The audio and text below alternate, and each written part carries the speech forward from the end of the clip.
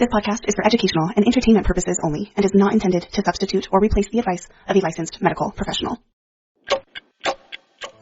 Hey girl, my name is Cheyenne Burnett and I am a lover of French fashion, Italian food, and art of all kinds.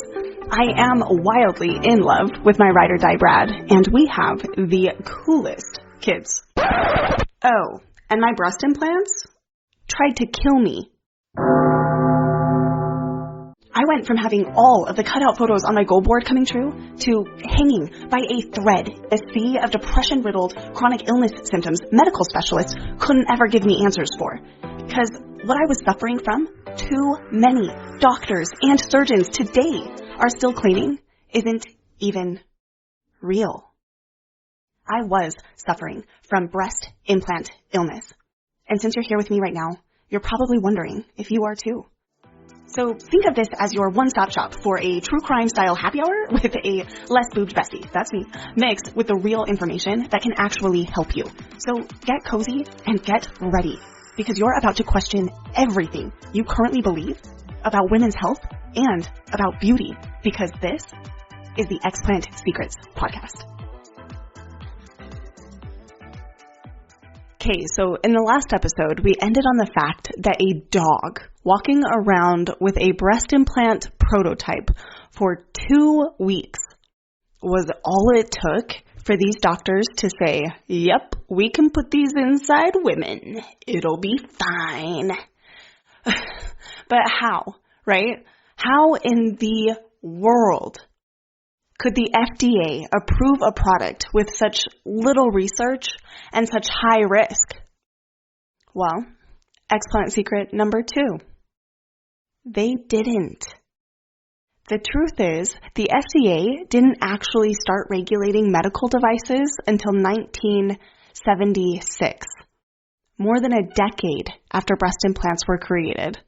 Breast implants were simply grandfathered in and never required to do any safety reviews or clinical trials.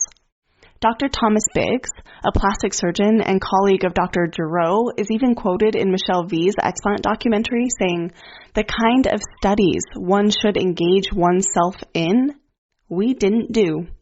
No one even thought about it. Which means breast implant manufacturers and the surgeons who put them in not only never had to prove the product was safe, they never had to care if it was or not, because they were allowed to sell it to us either way. There was, however, actually a lot of concern in the medical community about the safety of breast implants early on. And though their advisory committee did tell them that, the FDA chose to do nothing about it. And sure enough, several years later, documented reports of direct harm done to women by breast implants started surfacing.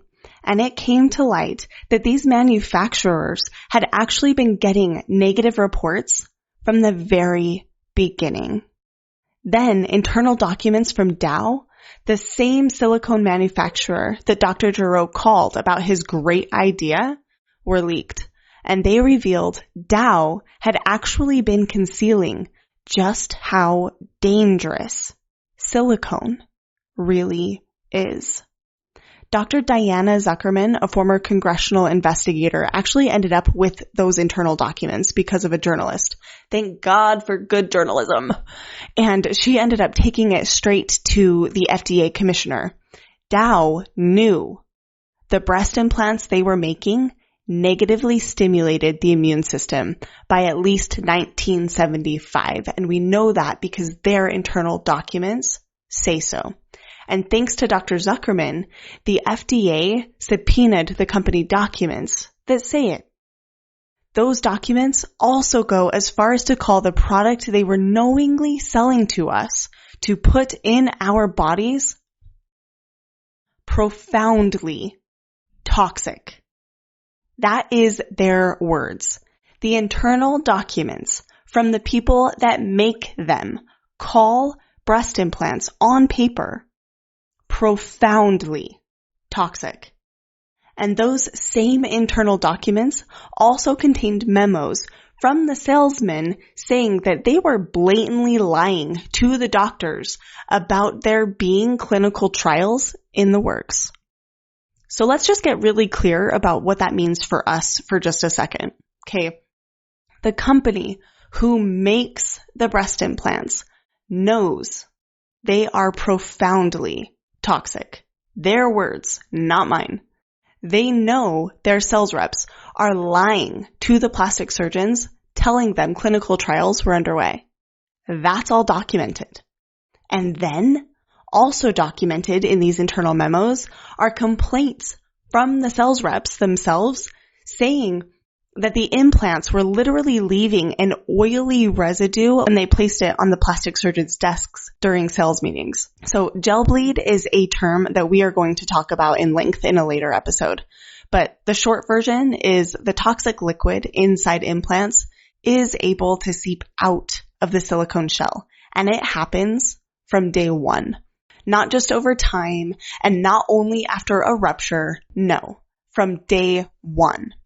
And because more than one surgeon questioned those sales guys about the product leaking, it's documented that the Dow executives' solution was not to fix the product. Oh no. They just told the sales guys to wash the implant really well with soap and water before every appointment so that doctors don't see the residue. Is anyone else's head spinning at this? Like, this can't be real, right? But it is. And it's all documented and laid out for us to see if we know where to look. The problem is none of us knew we should be looking.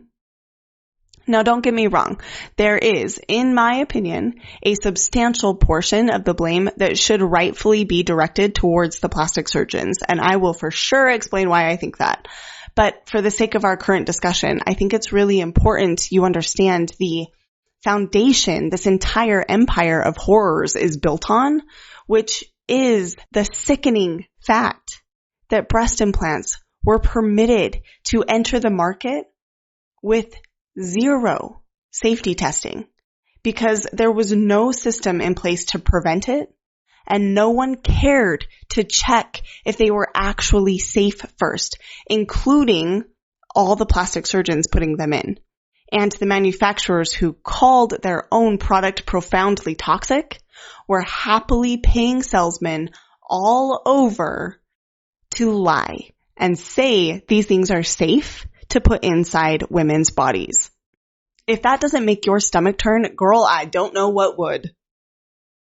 Now, all of this was happening in the 60s and 70s. It wasn't until 1988 when Sybil Goldrich wrote an article detailing her story of 4 failed sets of breast implants after breast cancer and how sick the breast implants made her that the conversation about breast implant safety even really started.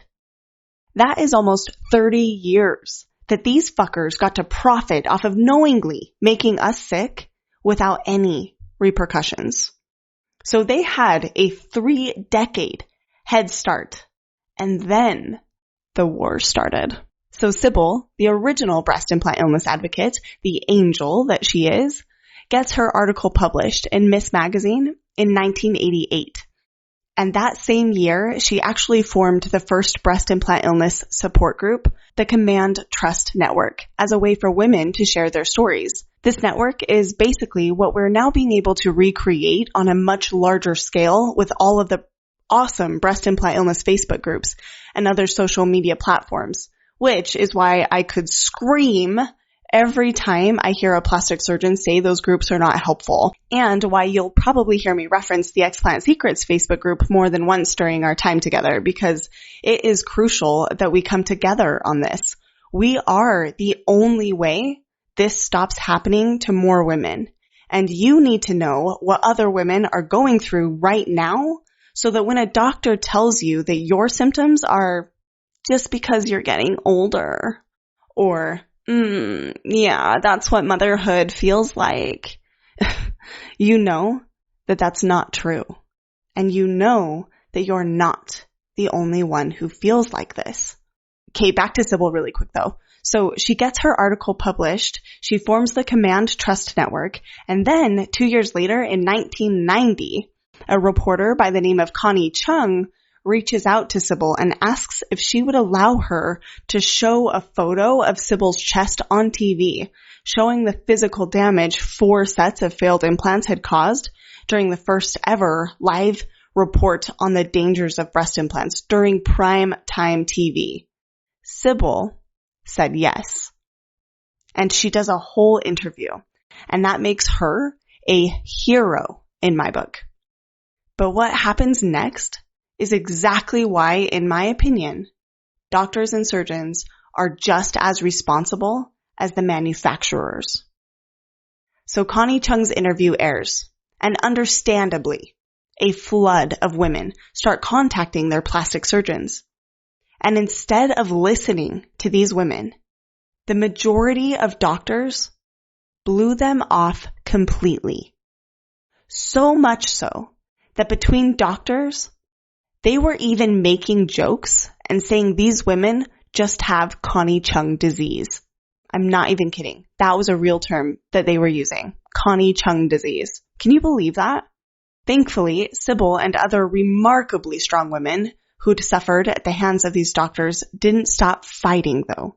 They took their complaints as far up the ladder as they possibly could, and they spoke about their horrific experiences at a hearing held by FDA Commissioner David Kessler, which ultimately contributed to the FDA banning silicone breast implants in 1992, after it was undeniable that manufacturers had not adequately addressed safety concerns about certain complaints and complications. The complications that they listed during that hearing include pain, deformity, serious illness, implant rupture, silicone leakage, chronic inflammatory disease, hardening of the surrounding tissue, and interference with cancer detection. That was in 1992, ladies. I was born in 1991. At the time of this recording, I am 32 years old, which means this fight has been happening since way before I was born, and I did not learn that they could make us sick until 4 years ago. I don't know about you, but that screams red flag to me, because the amount of effort it takes to silence that many women for that long is astounding, especially with the ability we now have to connect through social media. And when I tell you about the efforts made just to silence me, you'll be shocked. And then when I introduce you to my friend and fellow advocate Amanda and you hear her story, well, all I'm going to say is you are probably going to be double checking your doors are locked after that one. But for right now, we will wrap up today's history lesson here. And if you want to see the original segment Connie Chung did on December 2nd, 1990, I've actually included that in the link in today's show notes. So go check those out at explantsecrets.com under podcast. And until next time, remember, knowledge is power. And that is the whole point I'm here for you, because you deserve to feel powerful. Hey girl, so I'm over here giving you a massive virtual hug. Unless, of course, you don't like hugs, then it's a crisp high five. Because you just finished listening to this episode of the Explant Secrets podcast. Did that just go by way too fast for anyone else? If you want more, head over to explantsecrets.com. Because under podcast, you'll find a full breakdown of today's episode, show notes, sponsor discount codes, and a bunch of free stuff that I built just for you. And if you're looking for a new crew of some seriously inspiring women who've been there, maybe to bounce your questions off of, or just gain some much needed support, check out my free Explant Secrets Facebook group. You can find the link in today's show notes. Okay, you Explant Rebel, you. As we part ways for now, keep these words close to your heart. You are worthy. You are worthy of love. You are worthy of health, and you are worthy of living life to its fullest. Never forget that you have the power to reclaim your story and redefine your own definition of beautiful. So until next time, please be kind to yourself and don't be afraid to stay just a little bit rebellious. See you soon.